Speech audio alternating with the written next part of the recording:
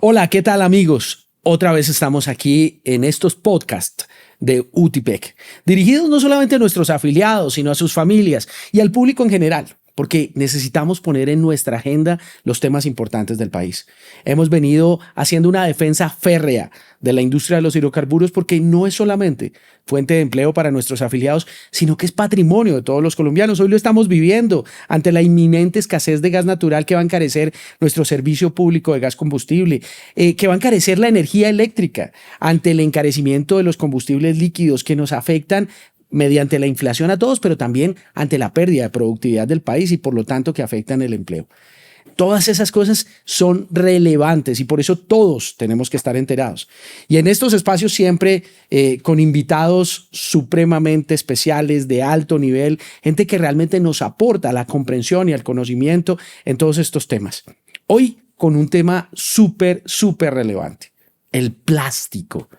¿Y por qué hablar del plástico desde la UTIPEC? Bueno, en primer lugar, porque la situación que está teniendo la industria del plástico hoy en Colombia es homologable a la que está teniendo la industria petrolera. Está en riesgo miles de empleos decentes, de empresas, de pequeñas empresas, de colombianos que han apostado por el desarrollo de este país a causa de unas decisiones que no están fundamentadas en un ambientalismo responsable, sino en esa visión que yo llamo ambientalera e ideologizada, con la cual pretenden es hacernos pobres para subyugarnos, para esclavizarnos, para robarnos nuestra libertad.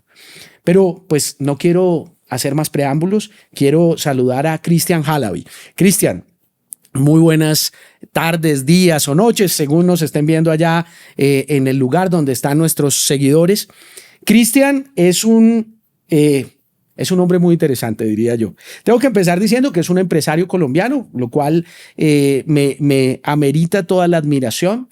Es una de esas personas que ayuda a construir este país desde el riesgo, desde el emprendimiento, desde el apostarle a hacer cosas nuevas, diferentes, a generar empleo, a generar bienestar para el país.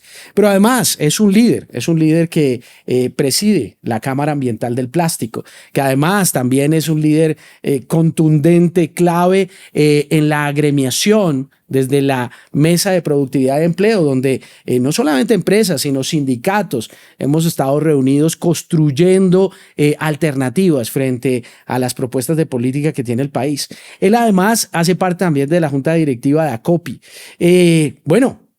Ha estado también tratando de generar una iniciativa desde el empresariado para la gestión pública, en lo cual fue candidato a la gobernación de Antioquia recientemente. Con todas esas experiencias, pues hoy queremos tener una charla con Cristian. Salúdanos, por favor. Hombre, Alejandro, muchas gracias a ti, a la UTIPEC, con la cual tenemos hoy un acercamiento de corazón ya desde hace varios años. Agradecer este espacio tan maravilloso porque es que yo creo que el mundo está lleno de personas que aportan esfuerzo, porque a la hora de la verdad todo lo que uno tiene, hace y logra en la vida no es como lo quieren poner algunos ideologizados, precisamente dinero y no sé qué. Cualquier cosa que tú tienes como patrimonio en la vida al final se refleja en el esfuerzo, y todo ha sido un esfuerzo que tú has invertido en tu vida para adquirir cualquier cosa que tengas, en bienestar, en bienes, en servicios, en lo que sea. Todo es fruto del esfuerzo, y el esfuerzo es limitado. La vida nos da una cierta cantidad de años para tenerla, y en esa solamente podemos lograr ciertas cosas fruto de nuestra capacidad y nada más. Y eso es lo que nosotros quisiéramos que hubiera, es mayores posibilidades para que los colombianos, a base de sus capacidades, su esfuerzo y su misma, digamos, energía, sean capaces de realizar esos sueños y que tengan las oportunidades y el camino claro para que esos sueños se puedan realizar. Y eso solo se da en un Estado incluyente, en un país que permita que la gente salga adelante con sus propias capacidades, no de la forma en que lo hemos tenido históricamente, que es un país paternalista completamente, un país que te dicta un exceso de normas, de leyes, de una cantidad de cosas. Mire, hay un dicho muy importante que es: las armas os darán la independencia, las leyes nos darán la libertad. En Colombia es lo contrario. Las armas nos dieron la independencia, pero las leyes nos han quitado la libertad. Y en eso estamos hoy. Y eso es lo que a mí me parece tan grave. Los empresarios los han catalogado como una gente que está por allá, en otro mundo. Y eso no es cierto. Empresarios aquí son el pequeño, el mediano, el informal, el que vende chicles, el que tiene la chaza. Todos son empresarios. Y esos empresarios, porque la Real Academia de la Lengua lo define de la siguiente manera: empresa es todo aquello que requiere esfuerzo. Ojo, empresa es todo aquello que requiere esfuerzo. Lavarse los dientes es una empresa, ¿cierto? Entonces, tenemos que respetar la capacidad de los colombianos de ser empresarios aún siendo empleados, aún perteneciendo dentro del sindicato tuyo, por ejemplo, dentro de la UTIPEC. Ellos son empresarios de su vida y eso es lo que nosotros tenemos que reconocer, pero darles la oportunidad de crecer, porque ¿qué quiere un empresario en la vida? Todos los días mejorar, crecer, ser más grande, tener más posibilidades para su familia, ahorrar, hacer un poquito más, volver a invertir, correr riesgos. Todas esas cosas yo creo que son maravillosas y hay que fomentarlo obviamente desde los gremios. ¿Por qué desde los gremios? Porque uno solo no llega a ninguna parte. Uno necesita, el ser humano tiene una diferencia con el resto de los demás animales y es la capacidad de trabajar en grupos de más de 100. El resto de los animales en grupos de más de 100 empieza a descoordinarse. Nosotros somos capaces de coordinarnos. Entonces, en esa coordinación, yo digo que los gremios son importantes, los sindicatos son importantes y las organizaciones supragremiales, donde tenemos no solo un interés, en mi caso, siendo de la Cámara Ambiental del Plástico, pero teniendo una empresa que hace químicos, que hace desarrollos, que hace lubricantes, que hace un montón de cosas que tienen además de eso que ver con el petróleo, pues hombre, nos interesa estar rodeados de todos los demás eslabones de la cadena, porque nosotros no podemos existir si no hay buenos transportadores, no podemos existir si no hay buenos proveedores de materias primas como lo es Ecopetrol, no podemos vivir sin clientes dentro del comercio. O sea, lo que tenemos que entender es que ninguno de nosotros puede proteger su propio feudo. Esto es un sistema. ¿Qué intervención tan maravillosa la de inicio? Como dicen por ahí, como es el desayuno, uno se imagina cómo es el almuerzo, esto va a estar bueno. Porque sin duda, a esa intervención yo me atrevería a reconocer el sinónimo de la palabra esfuerzo con la palabra trabajo, que es precisamente la que nos motiva a nosotros, porque es el trabajo el que dignifica al ser humano. Porque sí, como lo dice Cristian, cuidado, porque todo aquello que te da el Estado te lo va a quitar a través de tu libertad. Y es por eso que necesitamos cambiar ese paradigma. Tenemos que entender que es a través de nuestro trabajo, de nuestro esfuerzo, que se alcanzan los sueños, que nos realizamos como seres humanos y que construimos una sociedad mejor. Excelente, Cristian, pero empecemos por el tema técnico. Tú lo has dicho, aquí este tema nos convoca, porque es que nosotros somos trabajadores de la industria petrolera y resulta que la industria petrolera es proveedora, es la materia prima de la industria del plástico. ¿Qué es lo que está pasando con el plástico? A ver, digamos que ha habido una estigmatización muy grande. El mundo y el ser humano en general busca soluciones fáciles a problemas complejos.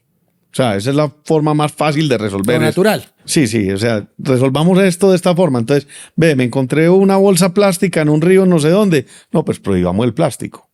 ¿Cierto? Muy fácil. Pero no han visto la evolución que ha tenido la industria plástica, como todas las demás industrias, y es que la industria plástica en sí es una solución ambiental de la industria petrolera. Porque por allá hace muchos años, la Dow Chemical y DuPont y no sé qué, encontraron que en la refinería de querosene había unos gases que todavía se liberan, pero se liberaban más en esa época, que había que liberarlo a la atmósfera. Y encontraron la forma de convertir esos gases en un producto sólido y ahí aparece, pues primero líquido y aparece el etileno y aparece el estireno. Y entonces dicen, bueno, ¿y ahora qué hacemos con esto? Encuentran la forma de polimerizarlo, o sea, juntar varios monómeros en una sola molécula. Hacer un tejido ahí. Y empezaron a encontrar unos materiales que eran muy livianos, pero muy resistentes. Y eso empezó a resolver muchísimos problemas que tenía la humanidad. Entonces empiezan a aparecer carros más livianos, empiezan a aparecer contenedores, se pueden hacer aviones que tengan, digamos, bodegas, que tengan una serie de cosas. Y empieza a cambiar el mundo de cuenta del bendito plástico. Pero todo como una solución ambiental. Ojo a eso, es que eso no nos puede olvidar. Claro. Luego llega un momento donde todo viene empacado, donde el ser humano cambia la forma en que vive. Hoy en día ya vivimos todos en centros urbanos o el 70% de la población mundial y entonces empieza a cambiar el comportamiento y todo tiene que venir en plástico porque al final es liviano, barato, resistente y permite la durabilidad de los productos. Entonces, con muy bajo costo, permite mantener un producto por un largo tiempo, sea un alimento o sea un objeto durable. ¿Cierto? Mira, Cristian, sí, o sea, eso me parece muy interesante y me conecta esto de la solución ambiental. Fíjate que hoy día también el petróleo es catalogado de ser el causante del desastre ambiental. Total. Y escuchamos aquí a esta persona que hoy, por desgracia, gobierna el país diciendo en los estrados mundiales Dígalo que en latín. Gustavus Petrus. Ese señor es que me incomoda un poco, pero no importa. Lo que quiero decir es que, claro, viene y dices que si seguimos consumiendo petróleos, vamos a extinguir a la humanidad. Pero es que no se le olvida que hace un poco más de 100 años el grave problema ambiental de las ciudades era la boñiga de los caballos, que ya no sabía qué hacerse con ellos, y que el carro de motor de combustión se convirtió en la solución ambiental. Es que se le olvida que las ballenas estaban en vía de extinción, porque es que la iluminación en los hogares era con aceite de ballena, y resulta que el petróleo y el gas vinieron a suplir ese tema, y que hoy nos damos cuenta claramente que el mundo tampoco puede prescindir de ellos, como han tratado de decir aquí los ambientaleros, en la siguiente década. Entonces, eso me conecta con el plástico. Entonces, el plástico ha sido algo bueno, ha sido una bendición para la humanidad, que seguramente tiene unos retos. Pero trae retos. Exacto. Hablemos de esos retos. Entonces se vuelve una moda prohibir el plástico porque ahora todo el mundo lo ve. ¿Cierto? Todo el mundo lo ve por ahí tirado, no sé qué, no sé cuántas, en los sitios donde hay una mala disposición, tampoco en todos lados, y Colombia no es el país con el tema más dramático. Entonces empieza a haber como una moda en el mundo para prohibir el plástico. Entonces vamos a prohibir las bolsas plásticas, no sé qué, no sé cuánto. Y unos países van más adelante que otros. Con una nota, aquellos países que van más adelante que nosotros ya se están devolviendo, y nosotros apenas estamos transitando el otro camino. Y en un camino que además de eso ha sido muy radical. Y es decir, como esto no se da, entonces prohibamos. Como si cuando Colombia tenía alto nivel de analfabetismo dijéramos, ¿sabe qué? Los colombianos no aprenden, no enseñemos a leer. Claro. Es más o menos lo mismo que ha sido nuestro argumento. Entonces, bueno, empiezan a aparecer leyes de prohibición de plástico. Primero el impuesto a la bolsa plástica, después la ley 2232, que primero era el proyecto 010, que se eliminó. Y luego apareció esta ley 2232 de prohibición de plásticos de un solo uso. Y luego la reforma tributaria, ley 2277. ¿Con qué problema? Digamos que ha faltado técnica y estudio en el tema tecnológico, porque al final es la tecnología, como lo hizo con los caballos con el carro, como lo hizo el petróleo con las ballenas, la tecnología es la que nos va a resolver el problema. Y resulta que en el mundo del plástico ha habido una evolución impresionante. Es que los celulares no existirían, los cohetes no volarían, no pasaría nada de lo que pasa hoy en día sin plástico. O sea, este micrófono sería imposible hacerlo completo sin eso. Y digamos que empiezan a aparecer esas cosas y nosotros dijimos, ¿sabe qué? Ajustémonos a las realidades y al estado del arte. Y al meternos en el tema del estado del arte, le propusimos a las leyes colombianas, ¿sabe qué? Estamos de acuerdo. Vamos a prohibir el plástico como lo conocemos, pero vamos a tener una alternativa sostenibles. Y esa alternativa sostenible es, primero, asegurémonos que los ciclos de vida, por lo que vamos a reemplazar el plástico, sí sean mejores que en el plástico. Más cortos. Sí, o sea, el ciclo de vida lo que te determina es la producción de dióxido de carbono durante la vida útil de un material, desde la extracción de la materia prima hasta su utilización, reutilización y disposición final. Y resulta que el análisis de ciclo de vida del plástico en el 99.9% de las veces es menor que las alternativas. Wow. Entonces, primero, el problema es que hay que hacerlo para cada producto y es costoso. Segundo, productos reutilizables. De acuerdo, la mejor basura es la que no se produce. Entonces, si podemos reutilizar productos, enseñémosle a la gente, démosle oportunidades, mostrémoslo cómo se hace. Porque mira esto, la bolsita que compras en el supermercado, que supuestamente es más ecológica, también es de plástico, pero si no la utilizas 140 veces, no es más ecológica que la bolsita que compras normalmente o que te daban en el punto de pago. Entonces, ¿cómo controlamos que la gente sí la use 140 veces? Eso no es fácil, ¿cierto? Entonces, segundo. Tercero, reciclaje. En eso nos equivocamos un poco, porque digamos, nos metieron un pequeño gol y es que los productos tuvieran el 100% de material reciclado. A la larga eso no es posible, porque igual va a haber un deterioro, se van a salir productos de la cadena, entonces no vamos a tener suficiente suministro, etc. Y por último, biodegradación. Y esto es muy bonito porque el petróleo, ustedes que vienen de la industria del petróleo, el petróleo son cadenas de carbono e hidrógeno que vienen ¿de qué? De materia orgánica. De la naturaleza, es que eso no es sintético. Exactamente. Sí. Entonces, ¿qué es lo que hace esto?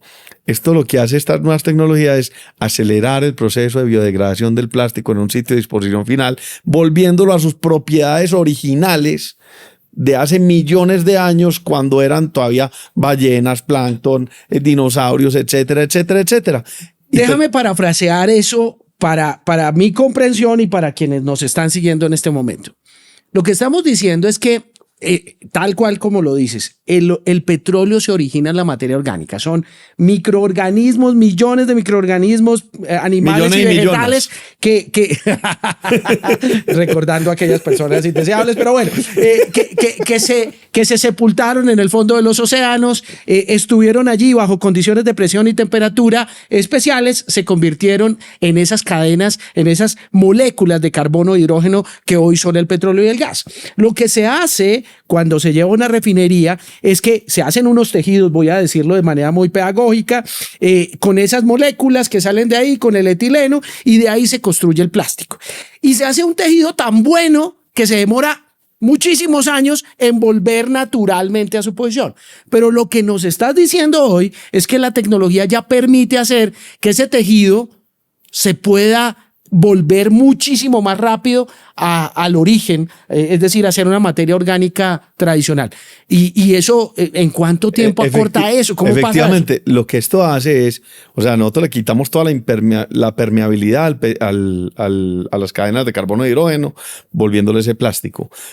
No queremos quitársela en el ambiente donde lo necesitamos usar. De acuerdo. Sino que cuando llegue a los sitios de disposición final se vuelva comida para los microorganismos. De acuerdo. Entonces, ¿qué hace esto? Esto lo que hace es atraer los microorganismos, que ellos secreten una enzima, como una saliva, como cuando nosotros vamos a un buen almuerzo y decimos, y empieza eso a oler, entonces nosotros empezamos a salivar, más o menos así, y eso reacciona con un catalizador que permite que entre agua y por ahí entren los microorganismos.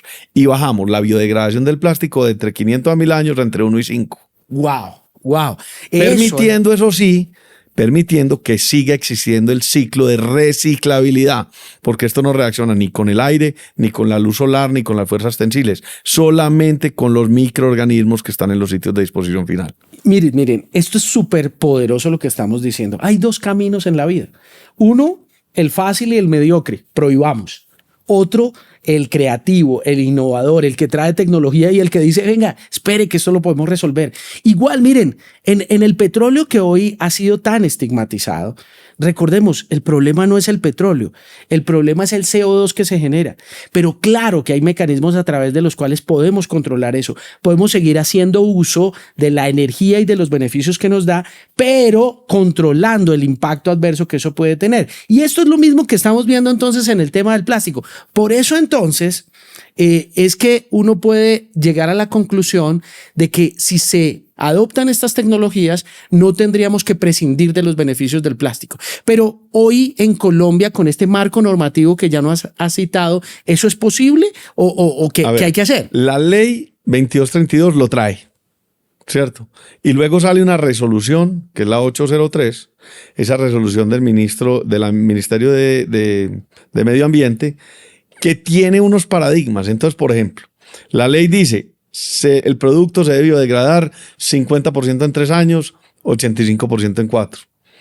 Pero la resolución está diciendo que prácticamente eso que hay que entregar dentro de 3 años o que hay que entregar unos parciales, realmente hay que entregarlo dentro de 12 meses.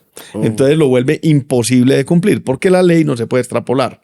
O sea, la prueba ASTM, que tiene que ser certificada por un laboratorio certificado por la ONAC, que no había ninguno en Colombia hasta hace... No, es que no hay todavía. Apenas hay uno en este momento en proceso de certificación.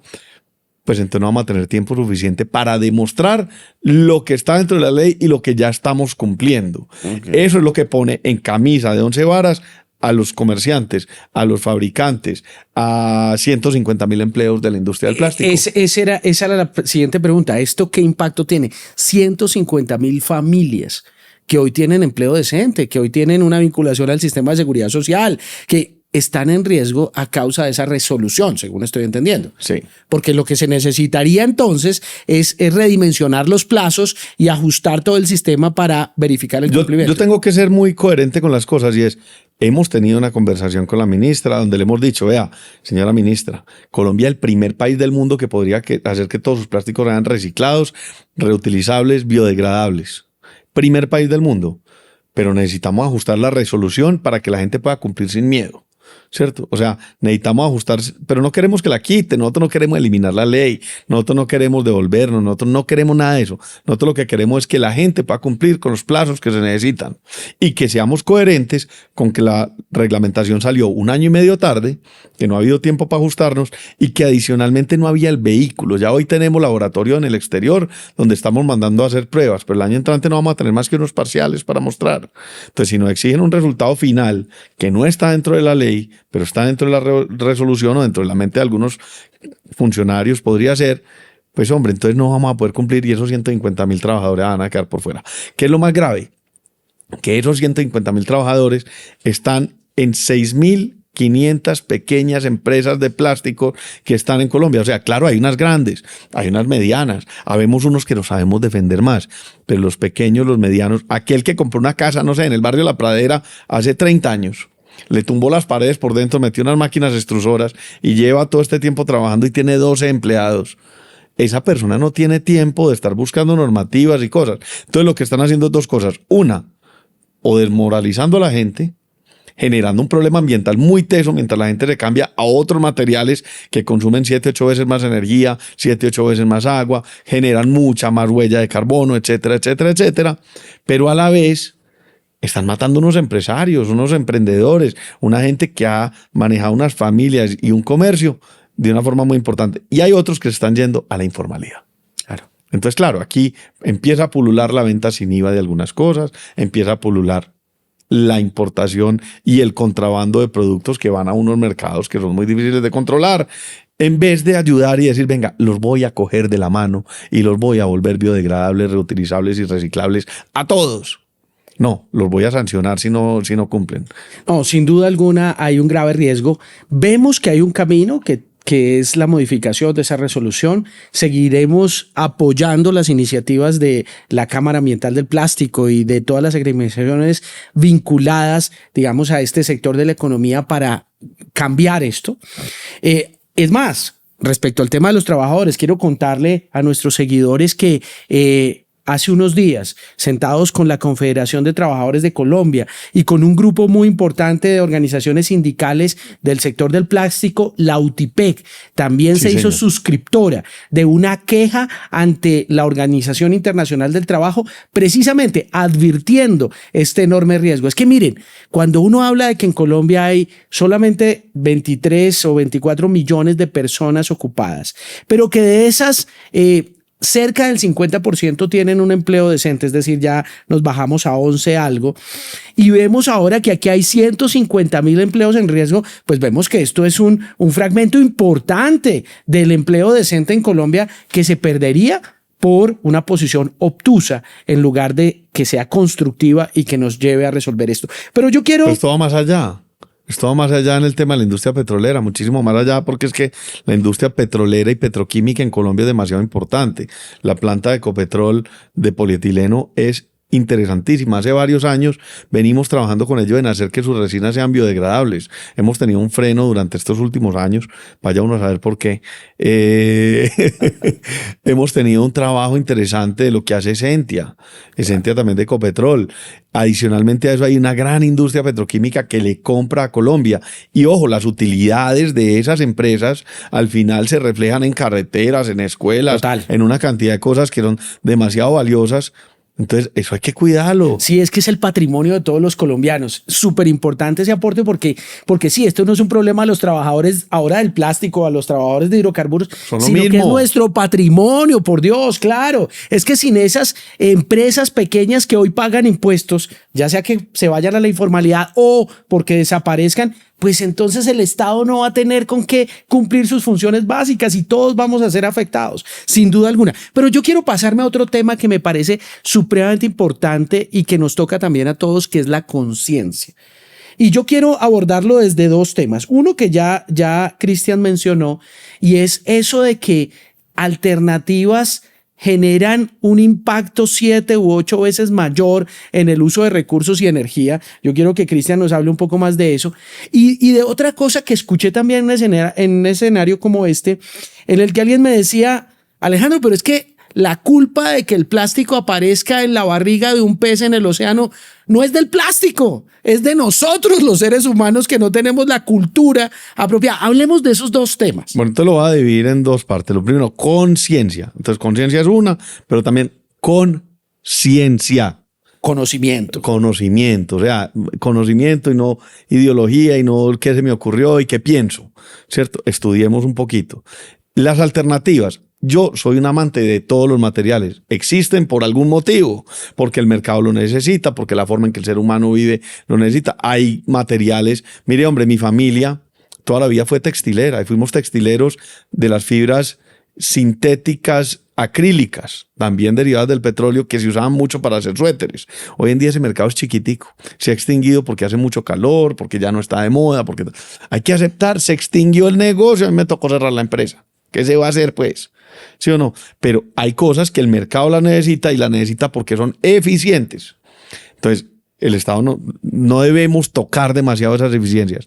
Las alternativas que hay para esto son, por ejemplo, productos de papel, productos de vidrio, productos de metal, que son maravillosos, cada uno para su aplicación.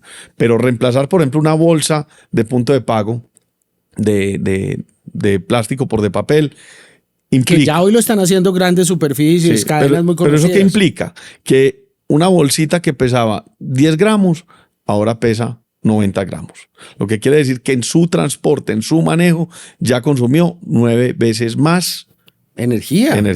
Entonces, más gases de efecto invernadero, que es lo que va a extinguir a la raza humana, ¿no? Eso es lo que se supone que nos va a extinguir. Son los gases de efecto invernadero, no lo que haya en el mar. Exactamente. ¿Sí o no? Ni lo que haya por ahí tirado. Entonces, primera. Segundo, consume 10 veces más agua y 7 veces más energía en la fabricación. Entonces no tiene sentido. Utiliza más carros para poderlo mover. Utiliza motosierras. Utiliza un montón de cosas. Entonces, maravilloso el papel para escribir. Maravilloso el papel para otras cosas. ¿Sí o no? Una nota. Para empacar regalos, una belleza. El vidrio, exactamente lo mismo. Pero espérate, antes de que nos pasemos del papel, la reutilización.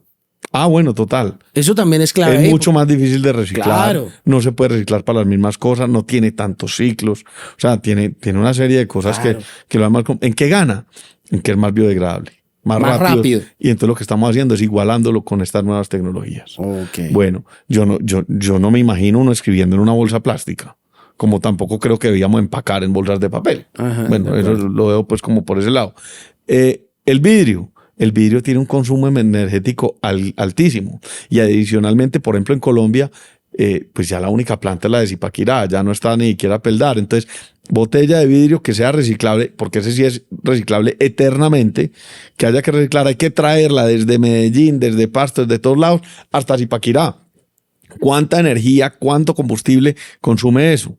Para luego traer una botella llena de aire. Entonces eso es supremamente ineficiente en el proceso. Entonces la botella para tomar jugo, para tomar cerveza, para lo que sea, pues la botella, y el vidrio para las cosas que necesita el vidrio. Y lo mismo pasa con el metal. El metal es alto consumidor de energía para poderse formar, para poderse moldear, para poderse embutir, para lo que toque. Entonces debería ser utilizado para productos más durables, no esas cosas que son del momento, del único uso, por así decirlo, por mal llamarlo de único uso, porque no es cierto. Entonces digamos que ahí es donde está el problema con las alternativas sostenibles. Es un tema más de pensamiento. Ay, no, dejemos de usar el plástico, usemos botellas. No funciona tan bien. De acuerdo. Y hablemos un poco de la disposición y el manejo que nosotros los seres humanos eso es grave. Irresponsablemente le damos al plástico. Nosotros hemos alegado mucho y hemos dicho mucho que el problema en Colombia es que nosotros no tenemos más materiales para reciclar. Nosotros, los papeleros.